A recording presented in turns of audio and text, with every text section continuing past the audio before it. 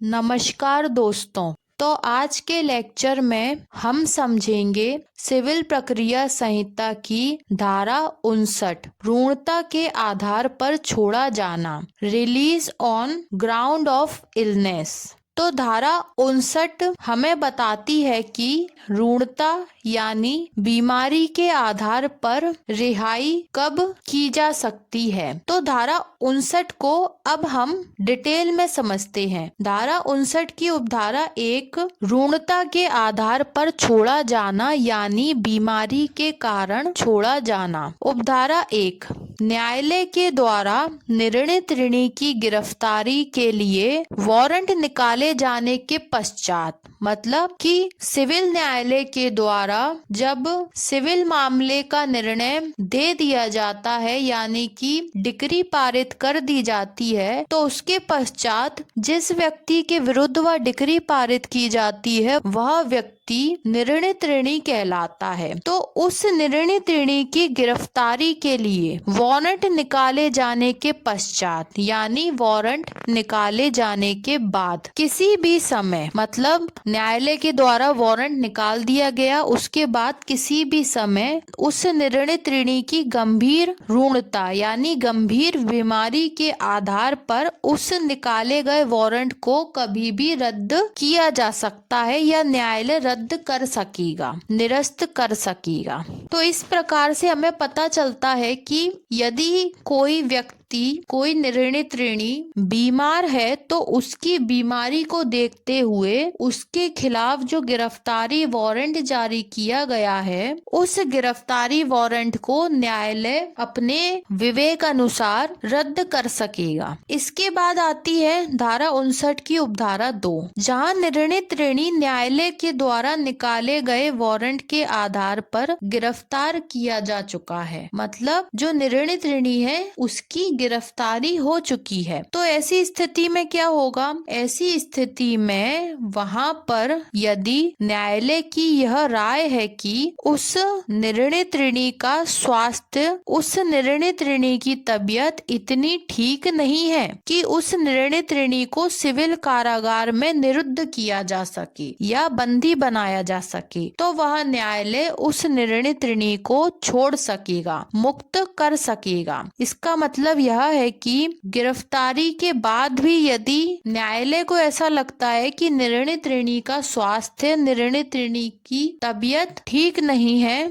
या तबीयत खराब है, तो वह उस निर्णित ऋणी को उस सिविल कारागार में निरुद्ध किए जाने से मुक्त कर सकेगा। इसके बाद आती है धारा 59 की उपधारा 3। तो उपधारा 3 में भी हमें इसी प्रकार के प्रावधान पढ़ने को मिलते हैं। उपधारा 3 हमें बताती है कि यदि निर्णित ऋणी को किसी सिविल कारागार में सुपुर्द कर दिया गया है, मतलब कि पहले पॉइंट में हमने यह पढ़ा कि निर्णित ऋणी को गिरफ्तार करने के लिए वारंट निकाला जा रहा था, तो उस समय यदि निर्णित ऋणी बीमार है तो उस वारंट को रद्द कर दिया जाएगा। दूसरा हमने यह पढ़ा कि निर्णित ऋणी को गिरफ्तार कर लिया गया लेकिन सिविल कारागार को सुपुर्द नहीं किया गया है, तो इस बीच में यदि निर्णित ऋणी की तबीयत खराब हो जाती है या वो बीमार हो जाता है तो उसे उस सिविल कारागार में निरुद्ध किए जाने से मुक्त किया जा सकेगा।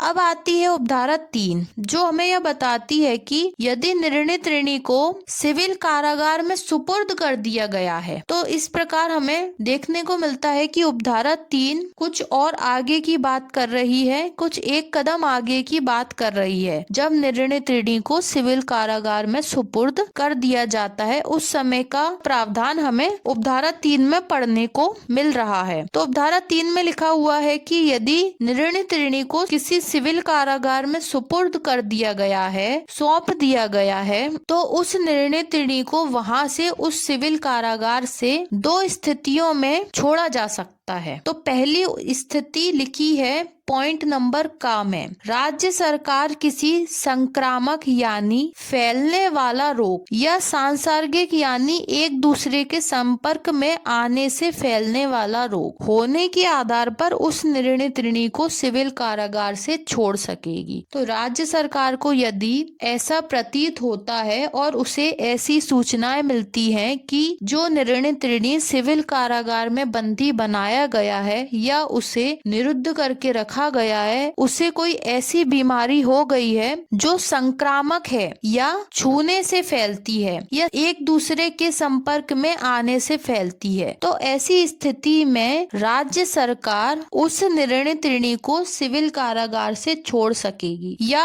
कहीं और बंदी बना सकेगी। इसका एक मुख्य कारण यह भी है कि यदि वह निर्णित ऋणी उस सिविल कारागार में रहा तो वो अन्य जो वहां पर उपस्थित कैदी होंगे उन्हें भी संक्रमित कर सकता है। तो इसीलिए उस निर्णित ऋणी को उस सिविल कारागार से छोड़ा जा सकेगा। इसके बाद आती है उपधारा 3 का पॉइंट नंबर खा। तो पॉइंट नंबर खा में लिखा हुआ है कि निर्णित ऋणी को सिविल कारागार में सुपुर्द करने वाला न्यायालय मतलब सिविल कारागार में सौंपने वाला न्यायालय या कोई ऐसा अन्य न्यायालय जिसके अधीनस्थ यानी जिसके अधीन वह न्यायालय आता है जिसने निर्णित ऋणी को सिविल कारागार में निरुद्ध किया है, यानी निरुद्ध करने वाले न्यायालय से ऊपर वाला न्यायालय, ये दोनों न्यायालय क्या कर सकते हैं, उस निर्णित ऋणी को उसकी गंभीर रूढ़ता यानी गंभीर बीमारी से पीड़ित होने के आधार पर उसे छोड़ सकते हैं या ऐसा कोई न्यायालय उस निर्णित ऋणी को छोड़ सकेगा। तो इस प्रकार से हमें पता चलता है कि निर्णित ऋणी को सिविल कारागार में जो सुपुर्द करने वाला न्यायालय है वो न्यायालय या जो सुपुर्द करने वाला न्यायालय जिस न्यायालय के अधीनस्थ आता है वो न्यायालय, ये दोनों न्यायालय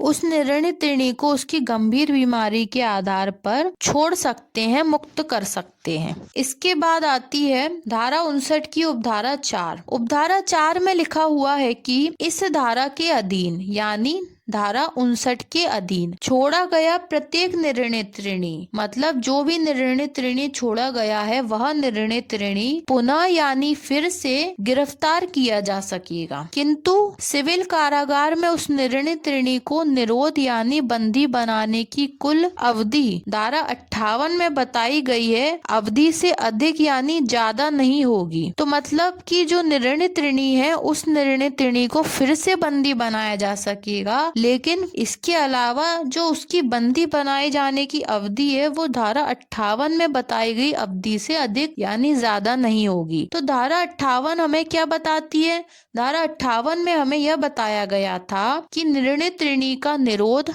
किया जाना और निर्णित ऋणी को छोड़ा जाना। तो निर्णित ऋणी को कितने समय के लिए निरोध किया जाता है यह हमको पढ़ने को मिलता है सिविल प्रक्रिया संहिता की धारा 58 में। तो इसके लिए आप इससे पहले वाला धारा 58 का लेक्चर वीडियो देख सकते हैं। तो यह थी सिविल प्रक्रिया संहिता की धारा 59 जो हमें यह बताती है कि ऋणता के आधार पर निर्णित ऋणी को कब कब छोड़ा जा सकता है। अब मिलते हैं अगले लेक्चर में। धन्यवाद।